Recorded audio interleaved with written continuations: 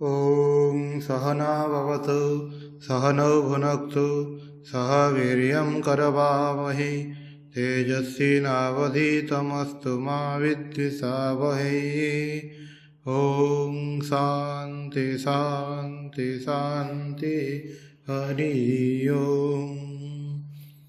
विवेक चूड़ामणि श्लोक नंबर 487। यत्कटाक्ष शशिसान्द्र चंद्रिका पातधूत भवतापजश्रम प्राप्तवान् अहम अखंड वैभव आनंदम आत्मपदम अक्षयम क्षणात्। अर्थात जार कृपादृष्टि चंद्रर घनीभूत निर्मल स्निग्धकर किरण सदृश संसारर तापजनित मोर समस्त क्लेश धोई देछि एवं मु अखंड ऐश्वर्य रूपक आनंद स्वरूप मोर आत्म परिचय क्षणक भितर ही पाई जाइछि। सेही गुरुदेव को बारंबार प्रणाम करुछि। गुरुंक कृपारे आत्मज्ञान लाभ होइछि, तेणु शिष्य बारंबार गुरुंक प्रणाम जणाउछन्ति, श्रद्धा जणाउछन्ति, कृतज्ञता जणाउछन्ति। कहउछन्ति तुमे थरे मात्र मो आड़क देखिछ, ताहा द्वारा मोर समस्त मलिनता धोई जाइछि, संसारर समस्त ताप शीतल हो जाइछि। यत् कटाक्ष शशिसान्द्र चंद्रिका, सांद्र माने घन, कहउछन्ति जहांकर कटाक्ष चंद्रर घनीभूत आलोक सदृश, से थरे मो आड़क चाहिथिले से कटाक्ष धूत अर्थात धोई देछि। कौन धोई देछि? भवतापज श्रम, संसारर तापरु उद्भूत जेते कष्ट से सबू को धोई देछि। कहउछन्ति गुरुंकर कटाक्ष होछि चंद्र किरण सदृश, सबु किछि स्निग्ध करि दिए। सेही कटाक्ष मोर संसार ताप ज्वाला को धोई देछि। प्राप्तवान अहम अखंड वैभव, गुरुंक कृपारे मु अखंड वैभव पाइछि, अनंत संपद पाइछि। एही संपद कौनसी स्थूल जिनिस नुहे, यह है आत्मपदम, आनंद स्वरूप मोर आत्मा। मु निजकु जानिछि, आत्मज्ञान लाभ करिछि। यह है परम वैभव जहाँ गुरुंक कृपारे पाइछि। एही ज्ञान अक्षयं, यार कौनसी क्षय नाही। मु परमानंदरे निज भितरे निजे शांत होई बसी रहिछि। एही ज्ञान किपरि पाइछि? क्षणात्, हठात पाइछि। गुरु कृपारे मुहूर्तक भितरे एही ज्ञान मोर हो जाइछि। हे गुरुदेव, तुम कटाक्षरे मोर संसारर समस्त दुख कष्ट मलिनता धोई जाइछि। मु आत्मज्ञान लाभ करिछि, सेही आनंदरे मु बुडी रहिछि। नमः नमस्ते, तुमे महात्मा, तुमको बारंबार नमस्कार करुछि। परवर्ती श्लोक 488। धन्यः अहं कृतकृत्यः अहं विमुक्तः अहं भवग्रहात्, नित्यानंद स्वरूपः अहं पूर्णः अहं त्वत् अनुग्रहात्। अर्थात तुमर अनुग्रह रे मु धन्य, मु कृतकृत्य, संसार रूपक कुंभीरर ग्रासरु मु मुक्त होइछि। मु नित्य आनंद स्वरूप अपूर्ण होइछि। गुरुंक कृपारे शिष्य आत्मज्ञान लाभ करिसंति, जीवन मुक्त होई परमानंदरे पूर्ण स्वरूपरे अवस्थान करुछन्ति। गुरुंको कहउछन्ति धन्यः अहं कृतकृत्यं अहं विमुक्तः अहं भवग्रहात्। मु धन्य, मु कृतकृत्य, मोर जहाँ किछि करिवार थिला से सब करा हो जाइछि।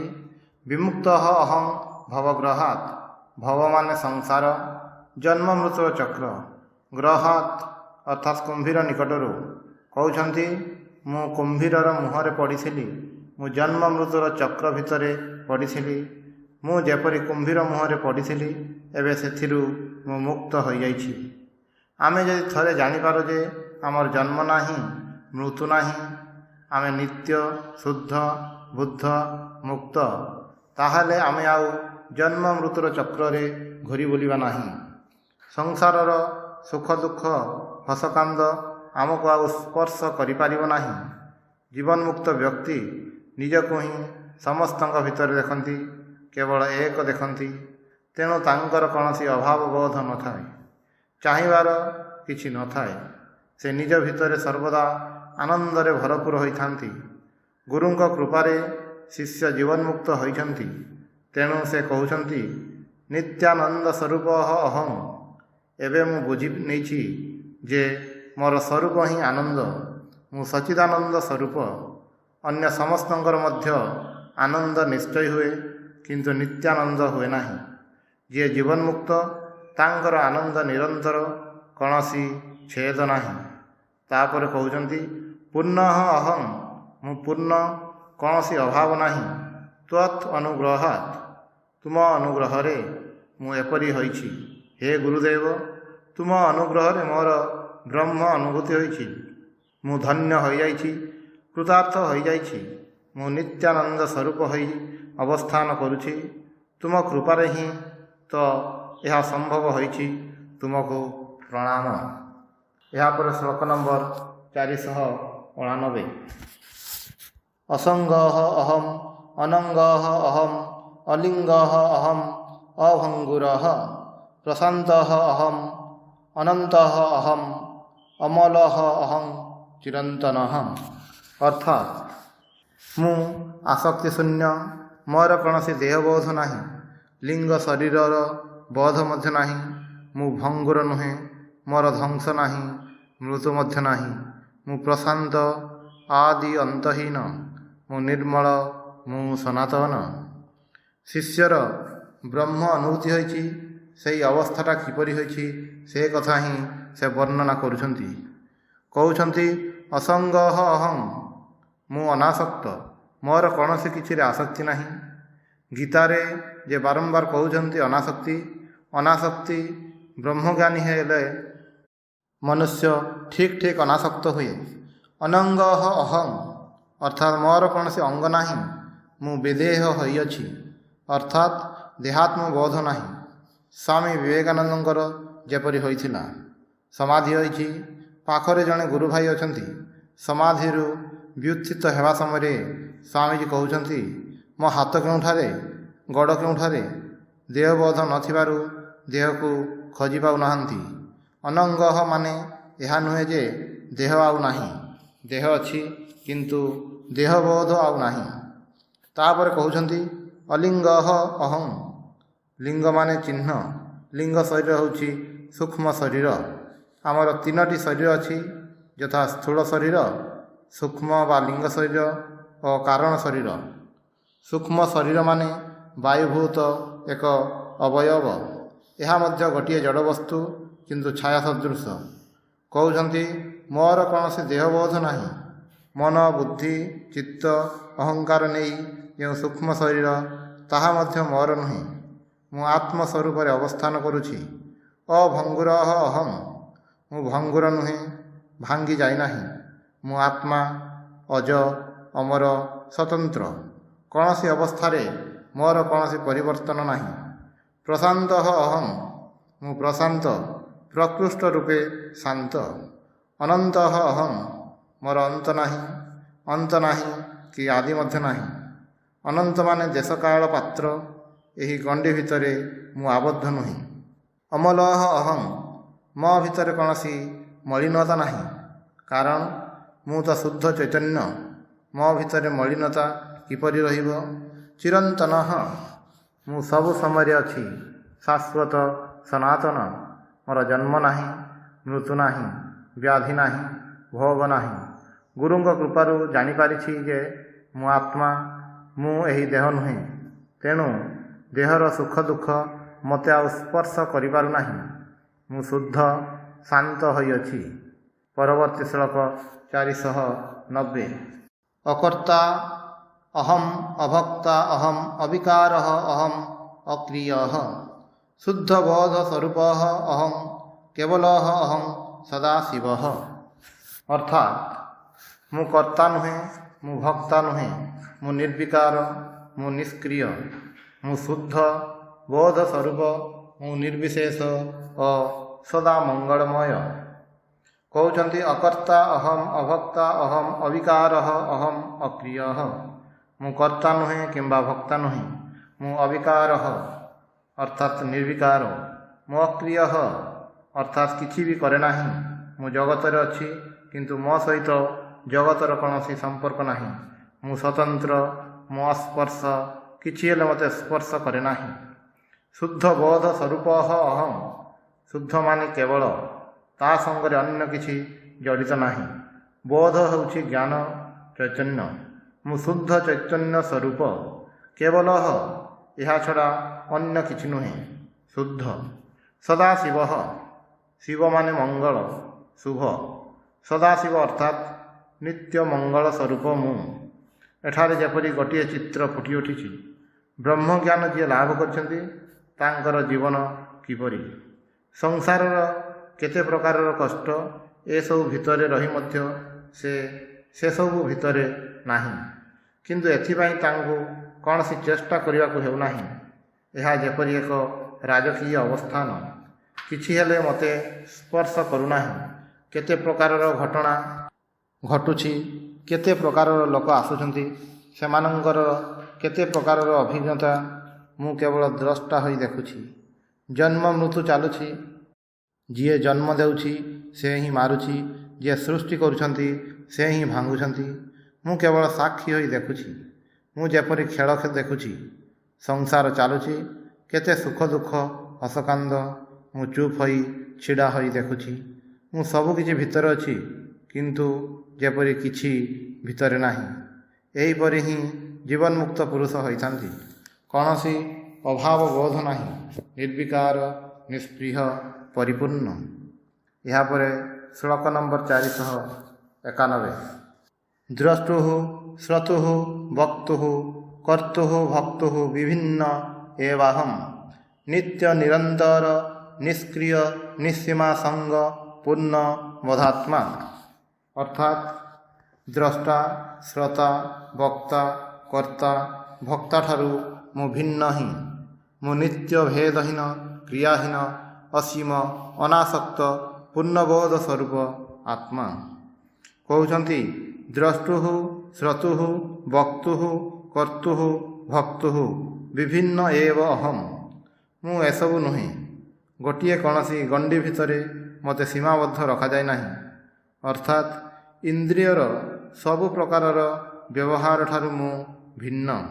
ଦ୍ରଷ୍ଟା, ଶ୍ରୋତା ଇତ୍ୟାଦି ଏକ ସଂଜ୍ଞା ଦେଇ ମୋତେ ବିଶେଷିତ କରାଯାଇ ନାହିଁ। ମୁଁ ନିତ୍ୟ ନିରନ୍ତର। ଯିଏ ନିତ୍ୟ ସେ ମୁକ୍ତ। ମୁଁ ନିରନ୍ତର। ମୁଁ ଯାହା ସେହିପରି ହିଁ ସର୍ବଦା ରହିଛି। କୌଣସି କିଛିର ପ୍ରଭାବରେ ମୋର କେବେ ହେଲେ ପରିବର୍ତ୍ତନ ହୁଏ ନାହିଁ। ମୁଁ କେବଳ ମୁଁ ନିଷ୍କ୍ରିୟ। ମୁଁ କୌଣସି କାର୍ଯ୍ୟ କରେ ନାହିଁ। କାହିଁକି କହୁଛନ୍ତି ମୁଁ କାର୍ଯ୍ୟ କରେ ନାହିଁ? ଅହଂ ବୁଦ୍ଧି ନେଇ ମୁଁ ନିଜ ପାଇଁ କିଛି କରେ ନାହିଁ, କିନ୍ତୁ ମୁଁ ହୁଏତ ଅନେକ କାର୍ଯ୍ୟ କରୁଛି। ଶ୍ରୀକୃଷ୍ଣ ଅର୍ଜୁନଙ୍କୁ କହୁଛନ୍ତି ସେ କର୍ମ କରୁଛନ୍ତି, ସବୁ ସମୟରେ କର୍ମ କରୁଛନ୍ତି, କିନ୍ତୁ ନିଜ ପାଇଁ କିଛି କରୁନାହାନ୍ତି। ଏହି ବିବେକ ଚୂଡ଼ାମଣିରେ ହିଁ ଅଛି। ସିଦ୍ଧ ମହାପୁରୁଷଗଣ ବସନ୍ତର ପବନ ପରି ସର୍ବଦା ଅନ୍ୟ ପାଇଁ କାର୍ଯ୍ୟ କରିଯାଆନ୍ତି। ବସନ୍ତବତ୍ ଲୋକହିତଂ ଚରନ୍ତଃ। କେହି ଚାହୁଁଛି ବୋଲି ନୁହେଁ, ନିଜର ସ୍ୱଭାବରେ ସେମାନେ ସମସ୍ତଙ୍କର କଲ୍ୟାଣ କରିଯାଆନ୍ତି। ଜୀବନ୍ମୁକ୍ତ ପୁରୁଷ ନିଷ୍କ୍ରିୟ ଏହି ଅର୍ଥରେ ଯେ ଅହଂ ବୁଦ୍ଧି ନେଇ ସେମାନେ କୌଣସି କର୍ମ କରନ୍ତି ନାହିଁ। କୌଣସି ବାସନା ସେମାନଙ୍କର ନାହିଁ। ଏହି ଜଗତରୁ ସେମାନଙ୍କର ପାଇବାର କିଛି ନାହିଁ। ସେମାନେ ସଦା ପୂର୍ଣ୍ଣ। ତାପରେ କହୁଛନ୍ତି ନିଃସୀମ। ମୋର କୌଣସି ସୀମା ନାହିଁ। ମୁଁ ଅସୀମ। ବ୍ରହ୍ମ ଅସୀମ। ମୁଁ ତ ବ୍ରହ୍ମ, ତେଣୁ ମୁଁ ଅସୀମ। ପୁଣି କହୁଛନ୍ତି ଅସଙ୍ଗ। କୌଣସି ଆସକ୍ତି ନାହିଁ, ନିର୍ଲିପ୍ତ। କାରଣ ମୁଁ ଛଡ଼ା ତ ଅନ୍ୟ କିଛି ନାହିଁ। ସର୍ବଦା ମୁଁ ପୂର୍ଣ୍ଣବୋଧ ଆତ୍ମା। ମୁଁ ନିତ୍ୟ, ମୁଁ ପୂର୍ଣ୍ଣ, ମୁଁ ବୋଧ ସ୍ୱରୂପ ଆତ୍ମା। ଜୀବନ୍ମୁକ୍ତ ପୁରୁଷଙ୍କୁ କୌଣସି କିଛି ମଧ୍ୟରେ ସୀମାବଦ୍ଧ କରାଯାଇ ନାହିଁ। ସେ ଆପ୍ତକାମ, ପୂର୍ଣ୍ଣକାମ। କାହାରି ନିକଟରେ ସେ କିଛି ପ୍ରତ୍ୟାଶା କରନ୍ତି ନାହିଁ। ରାଜା ପରି ସେ ଥାନ୍ତି। ସେ ହିଁ ପ୍ରକୃତ ସ୍ୱାଧୀନ, ଅନ୍ୟ ସମସ୍ତେ ପରାଧୀନ। ପରବର୍ତ୍ତୀ ଶ୍ଲୋକ 492। ନ ଅହଂ ଇଦଂ ନ ଅହଂ ଅଦଃ ଅପି ଉଭୟଃ ଅବଭାସକଂ ପରଂ ଶୁଦ୍ଧଂ ବାହ୍ୟ ଅଭ୍ୟନ୍ତର ଶୂନ୍ୟଂ ପୂର୍ଣ୍ଣଂ ବ୍ରହ୍ମ ଅଦ୍ୱିତୀୟଂ ଏବ ଅହମ୍। ଅର୍ଥାତ୍ ମୁଁ ପ୍ରତ୍ୟକ୍ଷ ଜ୍ଞାନର ବିଷୟ ଏହି ନୁହେଁ, ପୁଣି ପରୋକ୍ଷ ଜ୍ଞାନର ବିଷୟ ସେହି ମଧ୍ୟ ନୁହେଁ। ମୁଁ ଏଗୁଡ଼ିକର ଉଭୟର ପ୍ରକାଶକ। ମୁଁ ପରମ ଶୁଦ୍ଧ, ବାହ୍ୟ ଅଭ୍ୟନ୍ତର ଶୂନ୍ୟ, ପୂର୍ଣ୍ଣ ଅଦ୍ୱିତୀୟ ବ୍ରହ୍ମ ହିଁ। କହୁଛନ୍ତି ନ ଅହମ୍ ଇଦଂ ନ ଅହମ୍ ଅଦଃ। ମୁଁ ଏହା ନୁହେଁ, ତାହା ମଧ୍ୟ ନୁହେଁ। ଇଦମ୍ ମାନେ ଏହି ଇନ୍ଦ୍ରିୟଗ୍ରାହ୍ୟ ଜଗତ, ଯାହାକୁ ମୁଁ ପ୍ରତ୍ୟକ୍ଷ କରୁଛି, ଏହା ମୁଁ ନୁହେଁ। ପୁଣି ଏପରି କିଛି ଯଦି ଥାଏ, ଏପରି କୌଣସି ଜଗତ ଯଦି ଥାଏ ଯାହା ଇନ୍ଦ୍ରିୟ ସାହାଯ୍ୟରେ ସିଧାସଳଖ ଜଣାଯାଏ ନାହିଁ, ଯାହାକୁ ପରୋକ୍ଷ ଭାବରେ ଜାଣିବାକୁ ହୁଏ, ତାହେଲେ ତାହା ମଧ୍ୟ ମୁଁ ନୁହେଁ। ମୁଁ ଏହା ମଧ୍ୟ ନୁହେଁ, ତାହା ମଧ୍ୟ ନୁହେଁ। ଏ କୌଣସିଟି ନୁହେଁ। ଜଗତର କିଛି କିଛି ଜିନିଷ ପ୍ରତ୍ୟକ୍ଷ ଭାବରେ ଜଣାଯାଏ, ପୁଣି କିଛି କିଛି ଜିନିଷ ପରୋକ୍ଷ ଭାବରେ ଜାଣିବାକୁ ହୁଏ। ମୁଁ ଏଥିରୁ କୌଣସିଟି ନୁହେଁ। ମୁଁ ବରଂ ପ୍ରତ୍ୟକ୍ଷ ଜ୍ଞାନ ଓ ପରୋକ୍ଷ ଜ୍ଞାନର କାରଣ। ମୋର ଯୋଗୁଁ ହିଁ ପ୍ରତ୍ୟକ୍ଷ ଓ ପରୋକ୍ଷ ଜ୍ଞାନ ସମ୍ଭବ ହୁଏ। କହୁଛନ୍ତି ଅପି ଉଭୟଃ ଅବଭାଷକଂ। ମୁଁ ସେମାନଙ୍କର ଉଭୟର ପ୍ରକାଶକ। ସେମାନେ ମୋ ଉପରେ ହିଁ ତିଷ୍ଠି ରହିଛନ୍ତି। ପ୍ରତ୍ୟକ୍ଷ ଜଗତ ଓ ପରୋକ୍ଷ ଜଗତ ମୋ ଉପରେ ନ୍ୟସ୍ତ ହୋଇଅଛି, ଅଧ୍ୟସ୍ତ ହୋଇଅଛି। ମୁଁ ନଥିଲେ ଏସବୁ କିଛି ରହେ ନାହିଁ। ମୁଁ କିପରି? ପରଂ ଶୁଦ୍ଧଂ। ପରଂ ମାନେ ପରମ, ଶ୍ରେଷ୍ଠ, ଉତ୍ତମ। ଶୁଦ୍ଧ ମାନେ କ'ଣ? ଉପାଧି ନାହିଁ, କୌଣସି ବିକାର ନାହିଁ, କୌଣସି ଗୁଣ ନାହିଁ, ନିର୍ବିଶେଷ। କିଛି ଦ୍ୱାରା ମୋତେ ବିଶେଷିତ କରାଯାଏ ନାହିଁ। ମୁଁ କେବଳ ଯେପରି ଆକାଶ। ମୁଁ ବାହ୍ୟ ଅଭ୍ୟନ୍ତର ଶୂନ୍ୟଂ। ଭିତରେ ନାହିଁ କି ବାହାରେ ମଧ୍ୟ ନାହିଁ। ଭିତର ବାହାର ଶୂନ୍ୟ। ମୁଁ ଅସୀମ, ସର୍ବବ୍ୟାପୀ। ତେଣୁ ମୋର ଭିତର ବାହାର କିଛି ନାହିଁ। ପୂର୍ଣ୍ଣଂ। ମୁଁ ପୂର୍ଣ୍ଣ। ମୁଁ ସର୍ବତ୍ର ଅଛି। ବ୍ରହ୍ମ ଅଦ୍ୱିତୀୟମ୍ ଏବ ଅହଂ। ମୁଁ ସେହି ଅଦ୍ୱିତୀୟ ବ୍ରହ୍ମ, ଯାହାଙ୍କର କୌଣସି ଦୁଇ ନାହିଁ। ଭାଷା ଦ୍ୱାରା ତାଙ୍କୁ ବୁଝାଇ ହୁଏ ନାହିଁ, ତଥାପି ବିଭିନ୍ନ ଭାବରେ ବୁଝାଇବା ପାଇଁ ଚେଷ୍ଟା କରୁଛନ୍ତି, କେବଳ ଏକ ଆଭାସ ଦେବା ପାଇଁ। ପରବର୍ତ୍ତୀ ଶ୍ଲୋକ 493। ନିରୁପମମ୍ ଅନାଦିତତ୍ତ୍ୱଂ ତ୍ୱମ୍ ଅହମ୍ ଇଦମ୍ ଅଦଃ ଇତି କଳ୍ପନାଦୂରମ୍ ନିତ୍ୟ ଆନନ୍ଦ ଏକରସଂ ସତ୍ୟଂ ବ୍ରହ୍ମ ଅଦ୍ୱିତୀୟମ୍ ଏବ ଅହମ୍। ଅର୍ଥାତ୍ ମୁଁ ଉପମା ରହିତ, ଆଦି ରହିତ ମୋର ସ୍ୱରୂପ। ତୁମେ, ମୁଁ, ଏହା, ତାହା ଏସବୁ ଶବ୍ଦ ଦେଇ ମୋତେ କଳ୍ପନା କରାଯାଏ ନାହିଁ। ମୁଁ ନିତ୍ୟ ଆନନ୍ଦ ସ୍ୱରୂପ, ଏକ ରସ, ସତ୍ୟ, ଅଦ୍ୱିତୀୟ ବ୍ରହ୍ମ ମାତ୍ର। ଶିଷ୍ୟଙ୍କର ଆତ୍ମଜ୍ଞାନ ହୋଇଯାଇଛି। ସେ ନିଜର ବ୍ରହ୍ମ ସ୍ୱରୂପ ଉପଲବ୍ଧି କରୁଛନ୍ତି। ନିଜକୁ ତାଙ୍କର କ'ଣ ମନେ ହେଉଛି, ତାହା ହିଁ ସେ ଗୁରୁଙ୍କୁ ଜଣାଉଛନ୍ତି। ଯାହା ଭାଷାରେ ପ୍ରକାଶ କରାଯାଇପାରେ ନାହିଁ, ତାକୁ ଭାଷା ଦ୍ୱାରା କହିବାକୁ ଚେଷ୍ଟା କରୁଛନ୍ତି। କହୁଛନ୍ତି ମୁଁ ନିରୁପମମ୍ ଅନାଦି ତତ୍ତ୍ୱଂ। ମୁଁ ନିରୁପମ, ମୋର କୌଣସି ଉପମା ହୁଏ ନାହିଁ। ମୁଁ ଅନାଦି ତତ୍ତ୍ୱଂ। ଅନାଦି ମାନେ ଯାହାର ଆଦି ନାହିଁ। ଯାହାର ଆଦି ନାହିଁ, ତାହାର ଅନ୍ତ ମଧ୍ୟ ନାହିଁ। ଯିଏ ଅନାଦି ଅନନ୍ତ, ଅତୀତ, ବର୍ତ୍ତମାନ, ଭବିଷ୍ୟତ ସର୍ବକାଳରେ ଅଛନ୍ତି, ଅର୍ଥାତ୍ ଯିଏ ନିତ୍ୟ, ସେ ହିଁ ମୁଁ। ତ୍ୱମ୍ ଅହମ୍ ଇଦମ୍ ଅଦଃ ଇତି କଳ୍ପନାଦୂରମ୍। ଜଗତର ସବୁକିଛି ବୁଝାଇବା ପାଇଁ ଆମେ ଯେଉଁ ସବୁ ଶବ୍ଦ ବ୍ୟବହାର କରୁ, ତୁମେ, ମୁଁ, ଏହି, ସେହି, ଏସବୁ ଦେଇ ମୋତେ କଳ୍ପନା କରାଯାଏ ନାହିଁ। ମୁଁ କଳ୍ପନାତୀତ। ନିତ୍ୟ ଆନନ୍ଦ ଏକ ରସଂ। ଏହି ଶବ୍ଦଗୁଡ଼ିକୁ ଆମେ ଧାରଣା କରିପାରୁନାହିଁ। କେତେଗୁଡ଼ିଏ କେବଳ ଶବ୍ଦ, ଯିଏ ଯାହା ବୁଝେ। ବୋଧ ହେଲେ ହିଁ, ଜାଣିଲେ ହିଁ ବୁଝିପାରିବା। ନିତ୍ୟ ଆନନ୍ଦ ଏକ ରସଂ ମାନେ ଆନନ୍ଦର ଏକ ଅଖଣ୍ଡ ଧାରା। ନିତ୍ୟ ଆନନ୍ଦ, ଅମିଶ୍ର ଆନନ୍ଦ। ସତ୍ୟଂ ବ୍ରହ୍ମ ଅଦ୍ୱିତୀୟମ୍ ଏବ ଅହଂ। ଏହା ହିଁ ଅସଲ କଥା। ମୁଁ ବୁଝି ନେଇଛି, ମୁଁ ହିଁ ସବୁ ହୋଇଛି। ମୁଁ ହିଁ ସେହି ସତ୍ୟ ସ୍ୱରୂପ ଅଦ୍ୱିତୀୟ ବ୍ରହ୍ମ, ଅନ୍ୟ କିଛି ନୁହେଁ। ପରବର୍ତ୍ତୀ ଶ୍ଲୋକ 494। ନାରାୟଣଃ ଅହଂ ନରକାନ୍ତକଃ ଅହଂ ପୁରାନ୍ତକଃ ଅହଂ ପୁରୁଷଃ ଅହଂ ଈଶଃ ଅଖଣ୍ଡବୋଧଃ ଅହଂ ଅଶେଷ ସାକ୍ଷୀ ନିରୀଶ୍ୱରଃ ଅହଂ निरहं च निर्ममः। अर्थात मु नारायण, मु नरकासुर नाशक विष्णु, मु त्रिपुरासुर नाशक शिव, मु अंतर्यामी पुरुष, मु ईश्वर, मु अखंड बोध स्वरूप, सकल विषयर साक्षी स्वरूप, मोर कौनसी नियंत नहीं, मु अहंता और ममता शून्य। शिष्यंकर ब्रह्म ज्ञान हो जाइछि, से उपलब्धि करुछंती से ही ब्रह्म। जहाँकर यही उपलब्धि हुए से देखती से ही सबू होइछंती, तांको ठारू बड़ आउ केही नाही। शिष्य तांकर यही अनुभूतिर कथा गुरुଙ୍କୁ कहउछंती नारायण अहम। ए कथा शुणी मन हुए जपरी छोट मुहरे बड़ कथा कहउछंती अहम ब्रह्मास्मि। किए कथा कहि पारंती? जे ब्रह्म को जानिछंती, मु ब्रह्म ही।